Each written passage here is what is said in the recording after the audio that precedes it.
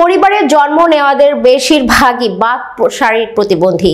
ওই পরিবারের বিভিন্ন বয়সের 8 জন বাক ও দৃষ্টিহীন প্রতিবন্ধী রয়েছেন। তারা কেউ কথা বলতে পারেন না, দিন মজুরের কাজ করলেও কথা শুনতে না পারায় এবং কাজের ধরন বুঝতে না পারায় সচরাচর তাদের কাজও মিলছে না।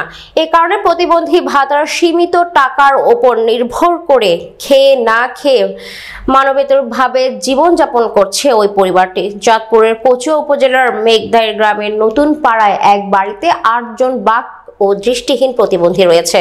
সরেজমিনে গিয়ে জানা যায়, মেঘদাইর গ্রামের নতুন পাড়ার অধিবাসী আবুল হাশেম জন্মগতভাবে একজন বাক প্রতিবন্ধী।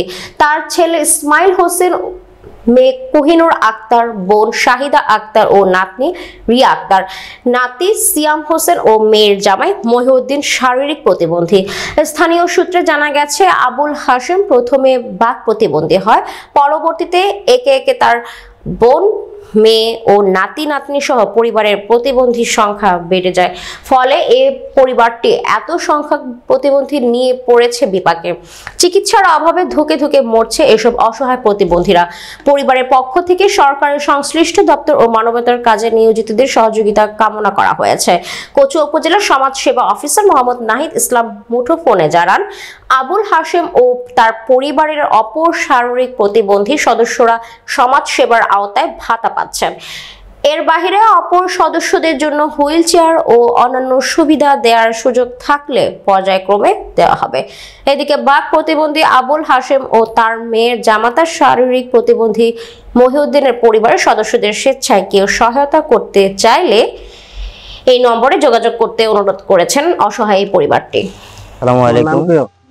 আমাদের এখানে মেঘদার নতুন পাড়ায় আমার জ্যাঠা হয় আবুল হাশেম, উনি শারীরিকভাবে বাক প্রতিবন্ধী। ওনার 2 জন ছেলে, ওনারাও প্রতিবন্ধী। প্লাস হচ্ছে ওনার যে বোন আছে, ওনার বোনের ছেলে দেখাশোনা করে না, উনিও প্রতিবন্ধী, চোখে দেখে না।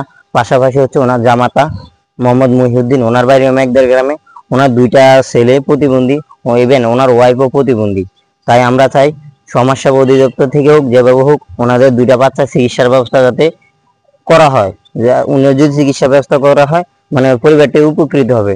যারা সমাজের মধ্যবিত্তশালী আছেন, ওনাদের পাশে দাঁড়ানোর জন্য আহ্বান রইল। শারীরিক সমস্যা, ছেলে মেয়ে 7 জন, 2 জন প্রতিবন্ধী, আমরা 2 জন প্রতিবন্ধী, আমরা মোট 7 জন প্রতিবন্ধী। আমি বাংলা অটো চালাই, আমার সংসারটা খুব কষ্ট হয়ে যায় আমি চালাইতে। আমি সবের কাছে সহযোগিতা আমি চাই।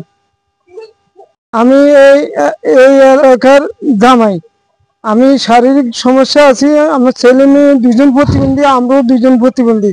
আমরা সবাই কাছে আমি সাহায্য চাই।